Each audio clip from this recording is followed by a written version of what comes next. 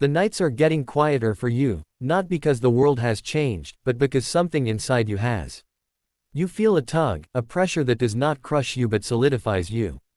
You sense God drawing you into a narrower path, one that doesn't make sense to the crowds. And tonight's field guide is for souls like yours, those who wonder if they are part of a remnant, a refined group, a sealed company prepared for a specific assignment in the last days. Many call it the 144,000.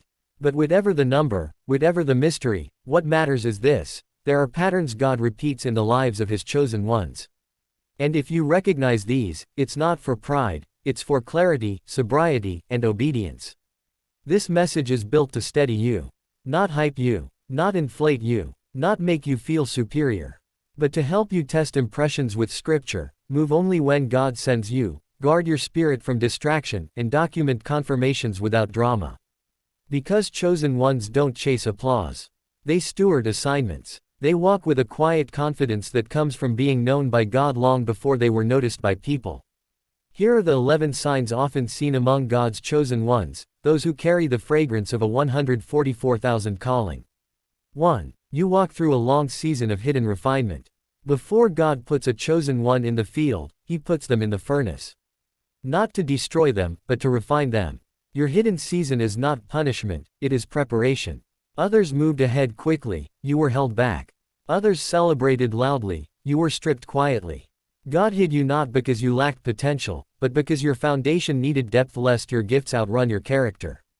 This long refinement creates something rare: clarity without arrogance, depth without theatrics, hunger without desperation. Chosen ones learn to stand alone without becoming isolated, and to walk unseen without becoming forgotten. They realize the hidden season is where God signs the assignment. If this has been your reality, you are not behind, you are being shaped for precision. 2. You carry a calm authority that does not need applause. Chosen ones do not need to announce themselves. There is a serenity about you, a steady assurance that doesn't require validation. People often tell you that there's something different about your presence, something firm yet gentle, authoritative yet compassionate. This calm authority is not self-manufactured.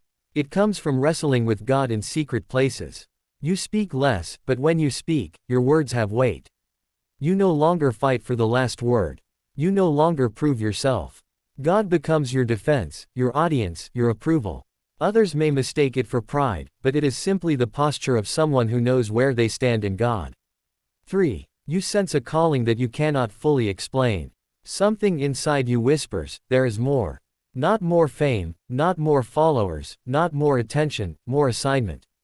More responsibility. More purpose. You feel marked, even if you don't know what for yet. You sense direction without details. You feel burden without burnout. You hear a spiritual frequency others overlook. Chosen ones experience this long before they have language for it. They grow up feeling different, not better. Separated, not isolated. Pulled, not pushed. And when they try to explain it to others, people often look confused. But the call is undeniable, and the chosen feel its pull even in silence. 4. You experience intense spiritual warfare early and often. From childhood to adulthood, attacks come prematurely and disproportionately. The enemy sees what you can't yet see, a dangerous potential. That's why your battles were heavier than those around you. That's why you endured betrayals that didn't match your age. That's why you faced cycles of loss, confusion, or emotional pressure. But chosen ones do not collapse under warfare, they get clarified by it. These trials make you spiritually alert. They sharpen your discernment. They train your ears to recognize God's voice amid chaos. Warfare becomes a classroom, not a death sentence. What others call bad luck, you recognize as training for assignment. 5. You value purity of motive more than recognition. Chosen ones cannot be bribed by spotlight. They become allergic to manipulation, flattery, or shortcuts. They care more about clean hands and a pure heart than platforms. You would rather obey quietly than shine loudly. You would rather serve in secret than perform for applause. And purity isn't just moral, it's motivational. You ask yourself, why am I doing this? For God? For ego? For approval? You sift your intentions because you know your power increases only as your motives are purified. Chosen ones don't chase relevance, they chase righteousness. 6. You feel a heavy responsibility to protect your focus. Your soul knows that distraction is the greatest threat to your assignment. That's why you've outgrown certain environments, habits, and even friendships. You no longer entertain gossip, noise, or negativity. You're selective with who has access to you, not out of arrogance but stewardship. The more God sharpens your focus, the more He simplifies your life. Your social circle shrinks, your habits sharpen, your priorities consolidate, and the things that used to entertain you no longer satisfy you. Focus becomes a spiritual boundary. 7. Your discernment has grown sharply and quietly. Chosen ones see beneath the surface. You sense spiritual atmospheres quickly. You detect motives with surprising clarity. You read between lines others skip over. This discernment doesn't make you judgmental, it makes you careful. You don't expose everyone you discern. You simply adjust your steps. You redirect your energy. You raise your standards. You refuse open doors that God did not assign. You know the difference between opportunity and trap. This inner radar becomes one of the strongest markers of a chosen one. 8. You are drawn to Scripture with unusual hunger. When God prepares chosen ones, He draws them into the Word, not out of obligation but desire. Scripture becomes your compass, your sword, your comfort, your anchor. You begin seeing connections others overlook. Verses read like instructions. Chapters feel like blueprints. And this hunger is not seasonal, it becomes part of your identity. Every time confusion rises, the Word brings direction. Every time fear whispers, the Word reinforces your courage. Every time the enemy lies, the Word exposes him. Chosen ones walk by revelation, not assumption. 9. You move only when God sends you. One of the clearest marks of a chosen one is restraint. You no longer rush decisions. You no longer force outcomes. You no longer move because you feel pressure. You move because you sense God's timing. You've learned that not every open door is divine. Not every opportunity is assignment. Not every invitation is covenant. You wait for peace. You wait for clarity. You wait for God's yes. And if He is silent, you stay still. This patience saves chosen ones from countless traps and counterfeits. It keeps their steps aligned with purpose rather than impulse. 10. You are learning to steward favor without corruption. When God begins to open doors, chosen ones handle favor differently. They see it not as validation, but responsibility. They don't manipulate it. They don't flaunt it. They don't idolize it. They treat favor like a tool, not a trophy. God can trust chosen ones with influence because they don't worship it. Their hearts remain low even when opportunities rise. They remember who they were before the platform. They honor God instead of elevating themselves. They remain teachable, correctable, accountable. Favor does not inflate them, it humbles them. 11. You receive repeated confirmations that align, not excite. God speaks to chosen ones through patterns. Doors, dreams, scripture, insights, encounters. You begin to notice themes repeating, messages that align rather than hype. Confirmations that stabilize you rather than inflate you. God is not trying to excite you, He is trying to instruct you. Chosen ones document these confirmations quietly, privately. Not for show, not for applause, but to track God's guidance over time. They build spiritual journals, not social media posts. They gather evidence, not ego boosters. These confirmations help chosen ones walk through the right door, with quiet confidence instead of emotional reaction. When you read these signs, something inside you either resonates or it doesn't. Chosen ones don't force themselves into a label. They simply recognize the pattern God has already woven into their life. And if these signs reflect your journey, understand this: God is not just preparing you. He is trusting you. The path of a chosen one is not glamorous. It is not crowded. It is not loud. It is slow, precise, refined, and holy.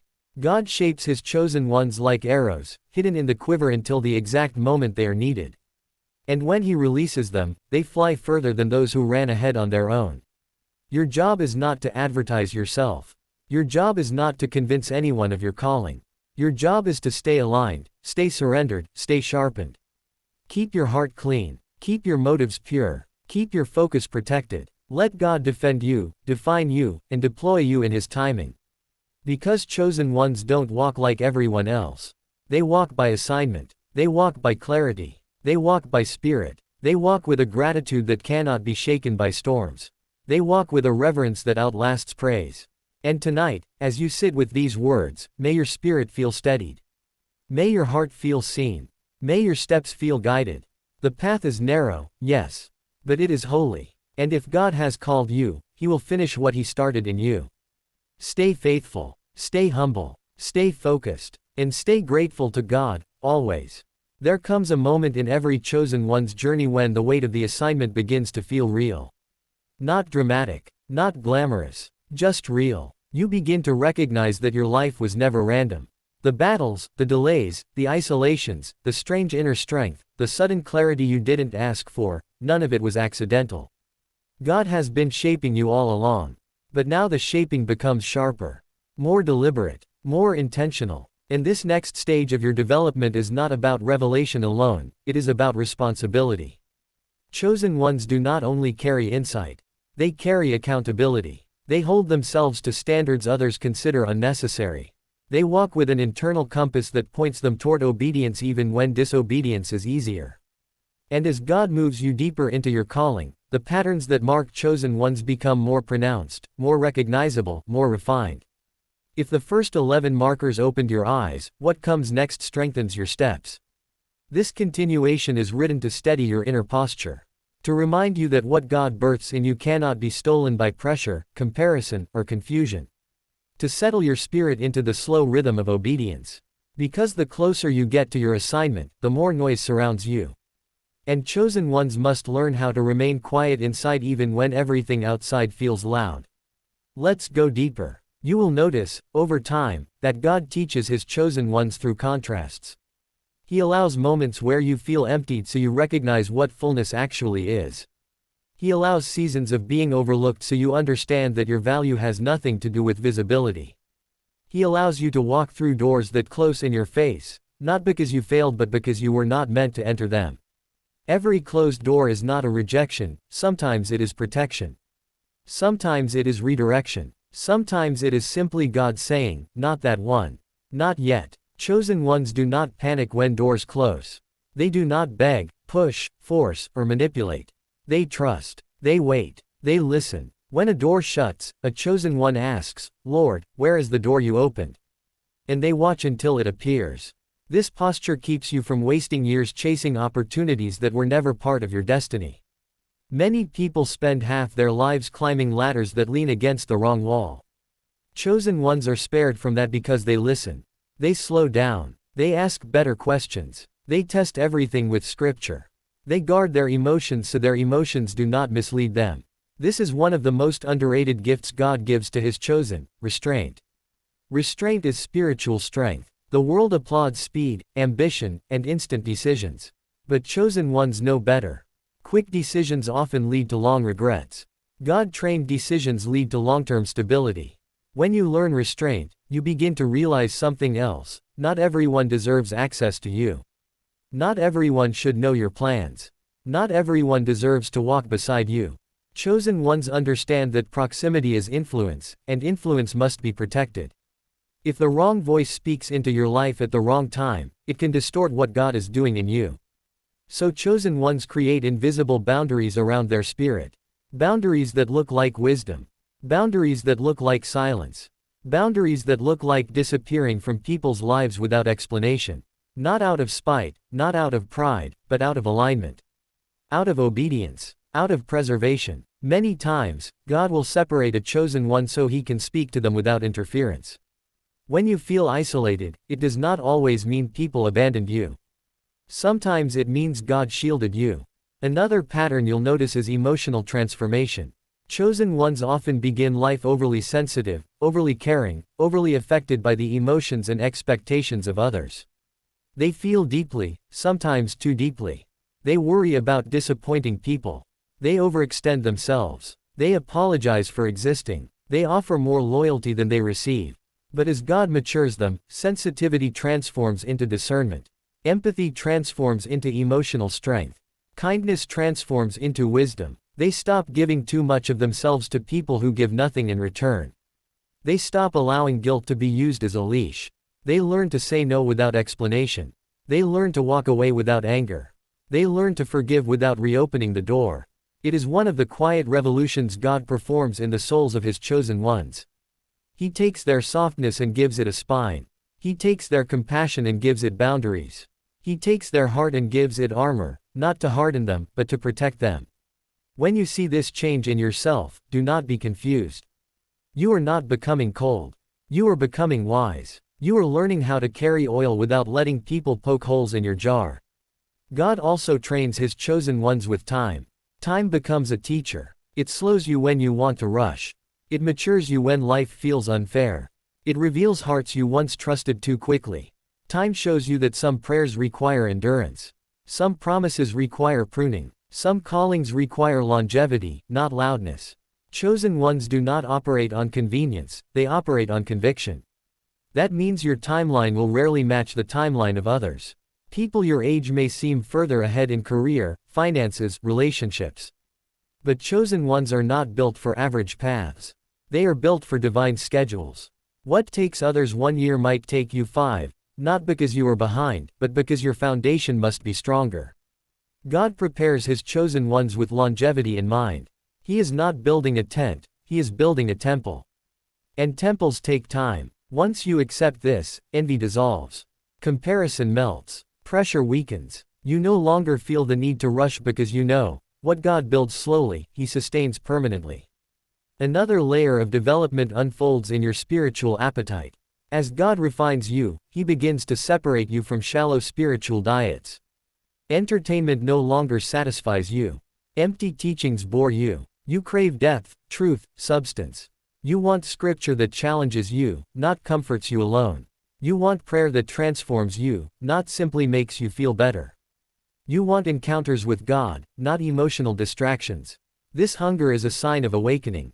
God is preparing your spirit for a heavier assignment. He is feeding you with revelation because revelation is fuel.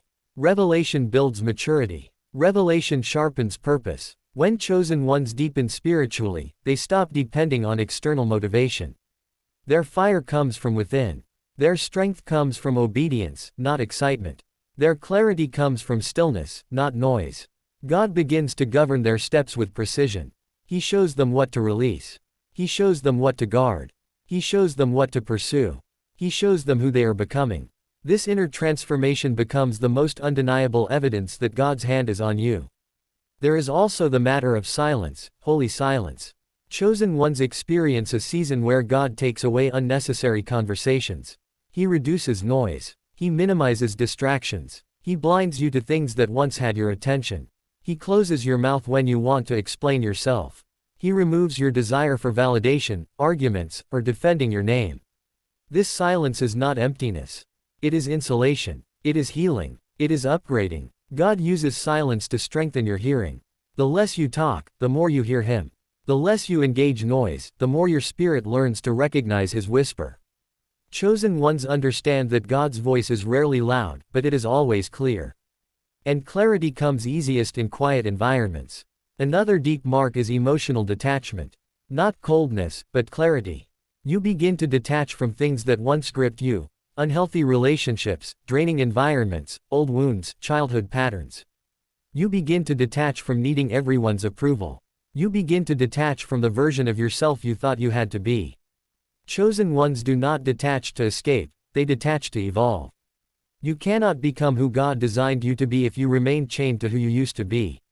And detachment is often the bridge between the two. As this detachment grows, something else blossoms: stability. Emotional stability, spiritual stability, mental stability. You become harder to shake, harder to deceive, harder to manipulate, harder to distract. This stability does not come from pride. It comes from surrender. You have given God access to your emotions, so He stabilizes them. And once stabilized, they no longer sabotage your destiny. As you walk further, you begin experiencing divine alignments. People appear in your life unexpectedly, not because you chased them but because God positioned them.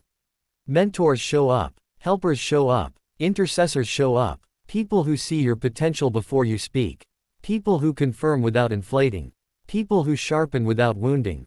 These connections are rare, but they are strategic. God sends them not to replace Him but to reinforce you. Every chosen one needs at least a few God-sent relationships, those who see behind the veil, who understand your battles, who recognize your calling. But just as God sends the right people, He also removes the wrong ones. Suddenly, people you once depended on drift away. Not because something went wrong, but because something went right. When God elevates you spiritually, He upgrades your circle. He removes voices that cannot walk with your next level. He dissolves attachments that would sabotage your growth. This pruning is painful but necessary. A chosen one cannot carry dead weight into destiny. Then comes the moment when God begins to activate your inner authority. You feel bolder in prayer. You speak scripture with conviction. You sense spiritual atmospheres shifting when you enter rooms.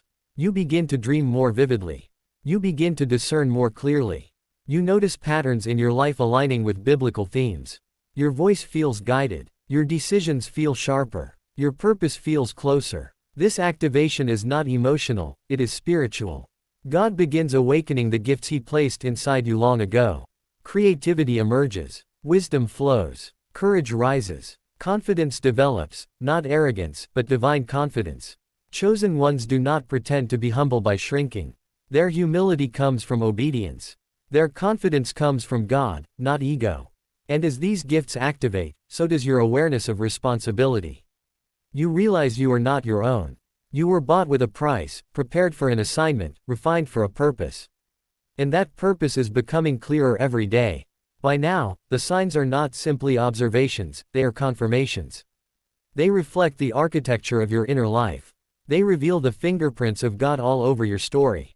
They remind you that nothing about you is accidental. The world may not understand you. People may misinterpret you. Friends may drift from you.